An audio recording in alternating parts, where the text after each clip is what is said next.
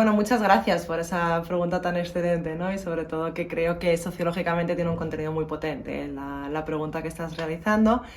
Imagino que entiendo por lo de inclusión lo que me has estado describiendo, ¿no? Que hay que tener ciertos sistemas de representación de distintos colectivos que en el pasado y todavía en el presente siguen discriminados, sobre todo para, en el caso de Estados Unidos, optar a los Oscar.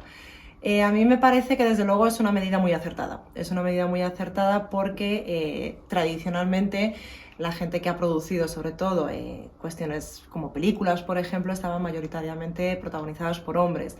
Si tú, por ejemplo, haces un análisis de equipos de dirección, equipos de redacción, incluso de cámaras, ¿no? Suele haber un porcentaje muy elevado de hombres, lo cual no quiere decir que no existan mujeres. Es que aquí creo que hay una discriminación bastante importante a las mujeres. ¿Y cuál es la implicación que esto tiene? Los contenidos.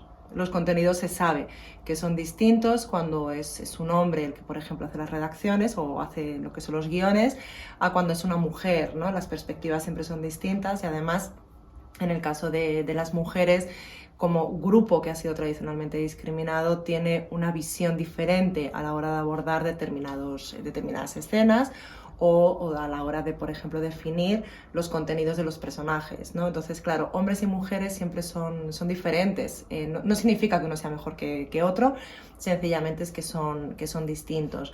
Pero esto solo en cuanto a la inclusión de mujeres. Luego hay otro colectivo que es el de las minorías étnicas, ¿no? Que bueno, minorías étnicas, hablar en Estados Unidos de población afroamericana como una minoría es una cosa que es llamativa, ¿no? Porque es un grupo bastante mayoritario y que tiene ya muchísimas generaciones de existencia y de coexistencia, sobre todo en un país como es Estados Unidos. Pero es verdad que la diversidad étnica de una sociedad no se ve reflejada en todos los equipos que producen determinados tipos de contenido, y por eso entiendo que este tipo de inclusión sea más que necesaria, pero es más que necesaria porque es que en la sociedad también existen este tipo de personas las cuales están muy formadas para formar parte de estas cuestiones. Y lo mismo podríamos decir de todo el colectivo LGTBIQ+, que es verdad que quizás en comparación obviamente con mujeres y con minorías étnicas parece que es un grupo menos vulnerable, sin embargo sí que lo es un grupo vulnerable porque también hay procesos de discriminación, ¿no? Aunque aquí son un poco más sutiles los procesos que existen. Por tanto, esta política de inclusión a mí me parece que es acertada, pero sobre todo porque está reflejando una realidad, una sociedad dentro de la cual este tipo de equipos están operando. Relaciones de poder, básicamente, ¿no? Es claro, cuando no existen políticas de inclusión, implica que los grupos que mayoritariamente están presentes en nuestros equipos pues van a seguir protagonizando o van a estar dentro de lo que son las cuotas de poder que implica estar en este tipo de equipos de dirección. Cuando ya se encuentran estos grupos que han estado legitimados desde el punto de vista de su presencia como hombres, estoy hablando de hombres blancos, ¿de acuerdo? Que son los que normalmente están en estos equipos, claro, se encuentran con que de repente, legalmente, sobre todo si quieren optar a un Oscar, tienen que estar en grupos heterogéneos. Y estos grupos heterogéneos, ¿qué implica? Que va a haber una reducción de hombres blancos dentro de los equipos, y a nadie le gusta que le quiten el poder. Y sobre todo esto, no olvidemos que esto es una lucha histórica que lleva muchísimo tiempo levantando ampollas y que obviamente surgen tensiones, sobre todo porque se ven un poco desplazados, ¿no? De lo que consideran que es una cosa de mérito que estén ahí, cuando ignoran que hay otras fuerzas sociales, económicas, políticas, que son las que se esconden detrás del por qué esas personas y no otras son las que están en estas cuotas de poder. Es básicamente una lucha de poder y de desplazamiento del mismo. Las cuotas siempre son forzadas, pero aquí la pregunta que uno se tendría que plantear es por qué es necesario que haya un sistema de cuotas, o cuál es el contrafáctico, qué ocurriría si no hubiera un sistema de cuotas. Si no existiera un sistema de cuotas, dejaríamos que la sociedad siga en curso o que la sociedad sigan operando los procesos de desigualdad que llevan existiendo desde la Revolución Industrial, incluso desde mucho antes, ¿no? ¿Cuáles son estos procesos de desigualdad? Personas de clase baja que tienen menos acceso a la educación. Mujeres que no se pueden incorporar dentro del mercado de trabajo porque se piensa que su lugar es sobre todo estar cuidando del hogar y de los hijos. o sobre todo, y más importante, en Estados Unidos y en otros muchos países, las minorías étnicas, ¿no? que son personas que por su propia clase social entran dentro de círculos de reproducción de desigualdades sociales, donde aunque consigan alcanzar ciertas cuotas de capital humano desde el punto de vista de la educación, se encuentran con muchas resistencias por parte de la sociedad. Y cuando digo de la sociedad, en el mercado de trabajo me refiero de la gente que está empleando a estas personas. Entonces, si no introdujésemos un sistema de cuotas, ¿qué pasaría? Que todo seguiría igual. Las personas seguirían enfrentándose a los mismos problemas de integración dentro del mercado de trabajo y sobre todo de reconocimiento de habilidades adquiridas. ¿Qué significan las cuotas? Que se fuerza el cambio, se fuerza un cambio que ya está ocurriendo, pero como tradicionalmente son grupos con menos poder, parece que pasan más desapercibidos, pero están ahí y son personas que experimentan muchos dramas, muchas dificultades y mucha ansiedad, ¿no? Porque tienen que trabajar mucho más duro para alcanzar, por ejemplo, un puesto de dirección. Entonces, ¿qué hace una cuota? Sencillamente lo que hace es equiparar o poner al mismo nivel a todas las personas en cuanto a las reglas del juego. Aquí también otra pregunta que nos tendríamos que hacer es si las cuotas, hasta cuándo tienen que durar el sistema de cuotas. Yo creo que las cuotas es un proceso de cambio forzado en el que a los empleadores y a las empleadoras les hace recapacitar sobre todo sobre la importancia de tener heterogeneidad entre sus empleados y empleadas. Pero lo que hace las cuotas, o lo que se supone que teóricamente tendría que hacer, es que protege a las personas que pertenecen a minorías para ir incorporándose dentro del mercado de trabajo. Cuando la sociedad ya y los mercados de trabajo asumen que existe esa heterogeneidad y que todo el mundo es igualmente válido, es cuando empiezan a desaparecer las cuotas, porque se supone que ya entramos en un sistema de igualdad de oportunidades en cuanto a la competitividad, ¿no? Que es lo que ocurre como en los países escandinavos, sobre todo en países como Suecia, que forzaron el cambio con cuotas y las cuotas han ido desapareciendo progresivamente, pero siguen estando ahí, porque nuevamente los cambios culturales son muy lentos y el sistema de desaparición de las cuotas también lo tiene que ser. Pero yo desde luego soy muy favorable a las cuotas. Y creo que existen demasiados procesos de desigualdad de los que solamente son conscientes las personas que no son privilegiadas. Las que son privilegiadas no son en absoluto conscientes, piensan que están ahí porque son las mejores personas y no piensan en todas las dificultades a las que se enfrentan otras personas. Y un estado de bienestar tiene que garantizar que todas las personas, indistintamente de sexo, origen étnico u orientación sexual, tienen que garantizar que estén en el mismo terreno de juego. Vale, como productora no, pero sí que es verdad que cuando tú vas a pedir ciertas ayudas económicas, siempre hay un porcentaje o hay unos puntos que tú tienes que tener. Esos puntos quiere decirse que tienes que fomentar la igualdad en la industria. Si hay más mujeres, ya no solamente actrices, sino otros cargos como directora de fotografía, sonido, equipo técnico, vas a poder optar a esos puntos que luego, al computarlos, vas a tener muchos más puntos para que te puedan dar ese tipo de ayuda. Eso sí existe. Nosotras como productora lo agradecemos porque obviamente una productora montada por 2 mujeres, ya independientemente de que eso estuviese puesto, lo queríamos fomentar. Entonces eso sí que lo agradecemos. Totalmente, sí, 100%. De hecho, yo cuando monté la productora, que fue hace 3 años, monté la productora porque a mí me ha pasado en la industria que obviamente he estado desplazada, ¿no? Desde un lugar en el que yo solo entraba en un canon propio para ellos.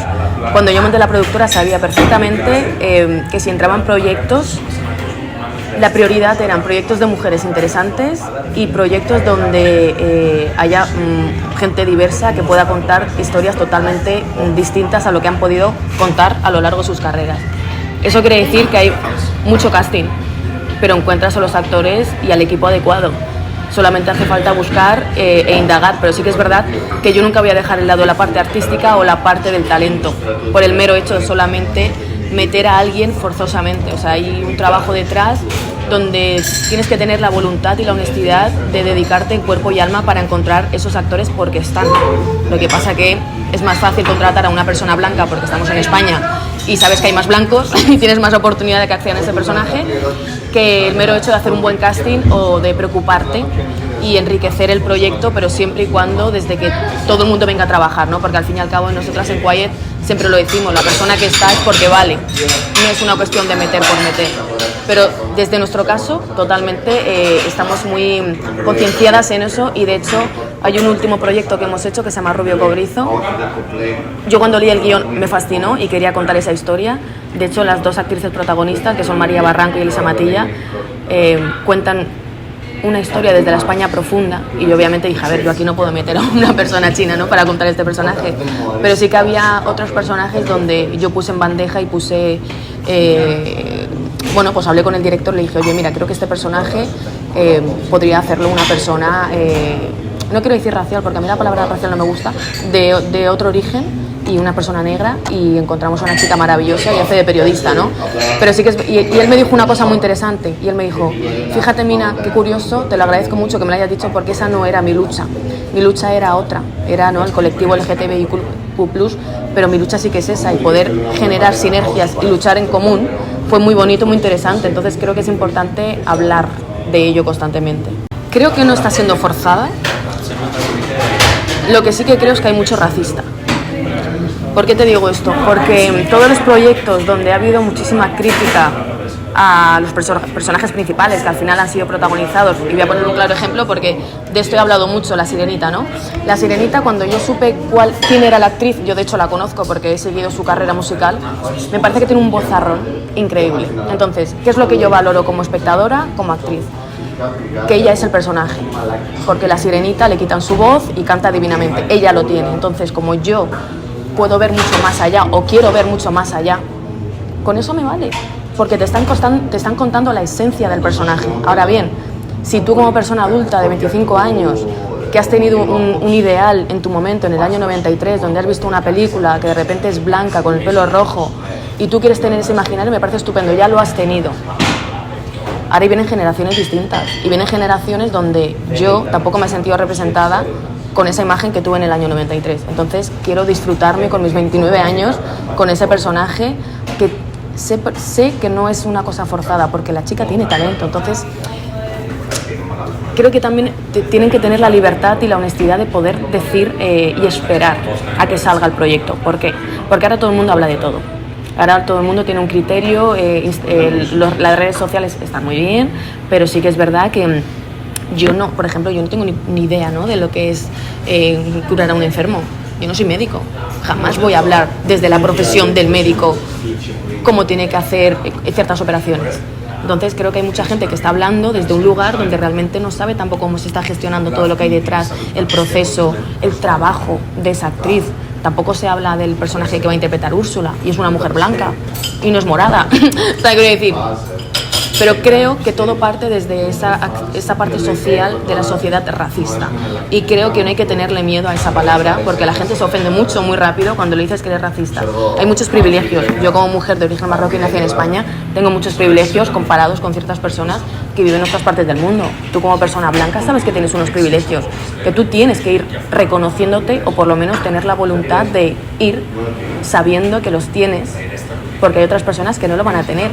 Y a mí me vale con las imágenes que yo he visto de niñas negras emocionadas, donde ellas van a poder tener un proyecto de futuro, donde no se sientan reflejadas obviamente con la Sirenita como tal, no me refiero a eso, sino a esa cosa desde la parte musical, desde la parte artística, desde un gran proyecto donde ellas también tienen la entrada directa, ¿no? Entonces creo que no es forzada, porque lo que he visto donde hay personajes que han sorprendido al público, para mí tienen muchísimo valor y tienen muchísimo talento las personas que lo interpretan. Pero sí que es verdad que la sociedad no está preparada, porque al final el audiovisual es un reflejo de la sociedad, y si en la sociedad hay racismo, en el audiovisual también.